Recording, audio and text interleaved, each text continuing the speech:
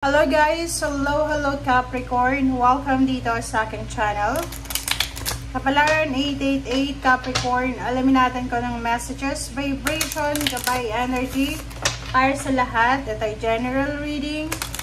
Alamin natin guys kung ano ang messages para sa inyo. So, pasensya na kung sobrang maingay guys, kung nakakarinig kayo ng maingay, okay?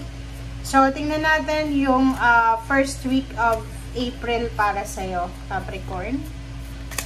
Thank you sa lahat ng Capricorn na patuloy na nagsusubaybay, sumusubaybay sa ating channel. Thank you guys.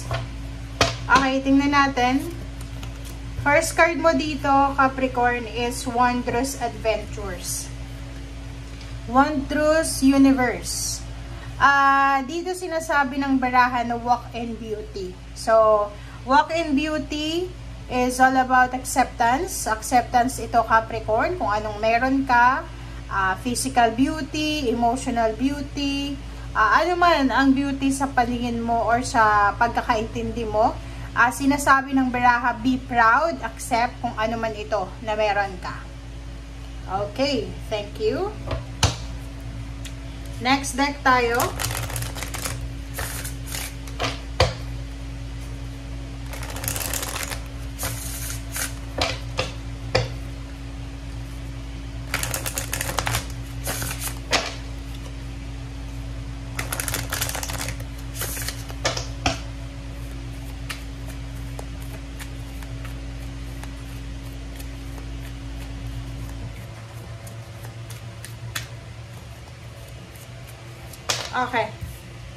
Okay, so second card from the second deck natin, Capricorn, is woman holding a coin. So number 42, it's number 6. It's your energy or other energy siya, but sinasabi ng baraha sa'yo na for the first week of April, nakikita ko sa'yo dito na wala kang masyadong problema sa pera siguro, or yung kung iba sa inyo maraming problema sa pera, medyo mababalansi mo, okay?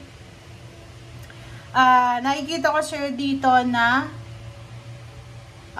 sinasabi ng baraha na mahahawakan mo or makakahawa ka ng pera sa linggong ito. It's number 6, balance number. So, pwedeng left and right. Parang sinasabi sa'yo dito ng 6 of Pentacles na to na left and right ng kamay mo may hawak or punong-puno ng blessings, or masasabi natin na hindi ka mauubusan, or if ever man wala kang hawak, dito sinasabi na pwede ka na makatanggap ng tulong, or pwedeng ikaw yung tumulong sa mga taong wala.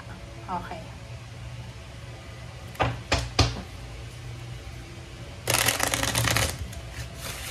Okay. Sobrang dulas ng baraha mo. Grabe. Okay. Capricorn, first card, second card, third card, fourth card, 7. Okay. Eto, Capricorn.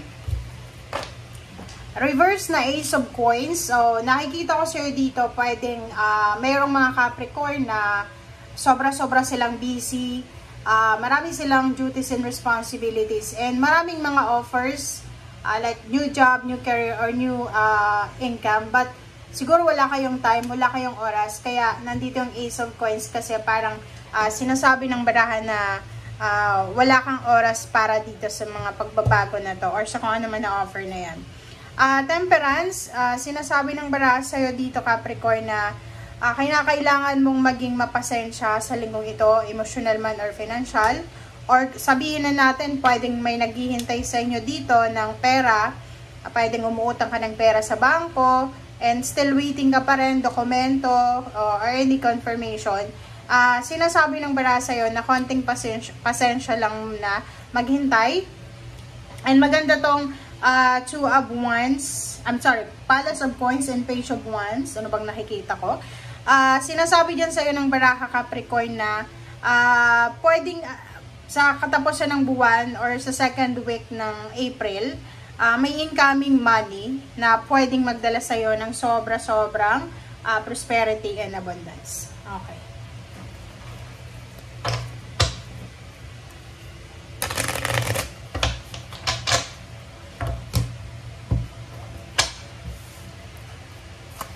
Okay. So, next card is Queen of Coins. And then, Two of Cups. And then, Queen of Wands. Strength card. Oh, diba? Kung makikita mo dito, Capricorn, sinasabi ng bara sa'yo dito na financially, hindi ka dapat na problema sa pera. Kasi unang-una, resourceful ka eh. Diba? So, hindi ka mauubusan ng blessings. Hindi ka dapat nag-aalala. Next is sa relationship, ganun din. You're super, parang masasabi natin na faithful ka siguro, na alam mo na kung ano yung sinesend out natin na emotion, ganun din yung babalik sa atin. So, iwasan yung selos, lalo sa karelasyon. And Queen of Wands, all about freedom. So, yung freedom na to, sinasabi na emotionally and financially, yun yung pinaka-focus mo sa ngayon, yung magkaroon ng freedom financial. Nakikita ko maraming nakahang, is either plano, is either love life, is either travel, visa, documents, government or private documents. Kita ko share dito na posibleng matuloy na siya. So, yung Three of Swords dito, yung pain and heartaches, yung disappointments, ay posibleng makakaalis ka na sa disappointments na yan. And Strength card, sinasabi ng barahan na yung kung ano yung mga pinoproblema nyo ngayon sa linggong ito, sinasabi ng baraha sa'yo na hindi naman dapat yan problemahin. Okay?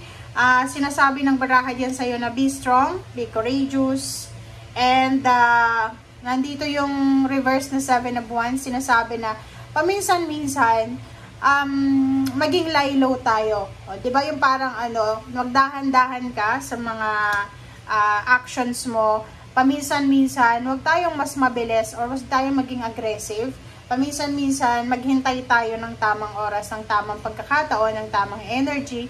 Kasi minsan, pag sa sobrang pagmamadali, doon lumalabas yung mga disappointments, yung sobrang expectation sa outcome, sa future. So, dito sinasabi ng Seven of Wands, minsan, huwag nating ilaban ng ilaban. Di ba yung parang, minsan may isuko din tayo na pangarap. Minsan may ihang din tayo, magpahinga din tayo. Di ba yung, huwag masyadong nakafocus doon sa outcome, sa future. Kasi wala pa doon eh. So, kailangan mong mag-focus sa kasalukuyan. Okay. Yung Page of Wands dito, tsaka Three of Swords, sinasabi ng baraha sa'yo dyan na yung mga pain and heartaches, resentment, grudges, or kung ano man ang mga nasa loob mo na emotion, sinasabi ng barahan na unti-unti yan na magdi-disappear. Kasi nga, yun, magiging parang magfo-focus na lang tayo sa present situation natin. Kasi pag masyado kang nakafocus sa past, and then sa future, yung outcome, dapat ganito, dapat ganyan, dapat ganito yung buhay ko 10 years from now, talagang disappointments ang makukuha mo. So, acceptance. Kahit dito sinasabi sa katawan natin, physical, kung hindi tayo nagagandahan, nagagwapuhan sa ating katawan, sa ating mukha, just accept the reality. Okay? Thank you guys. Bye!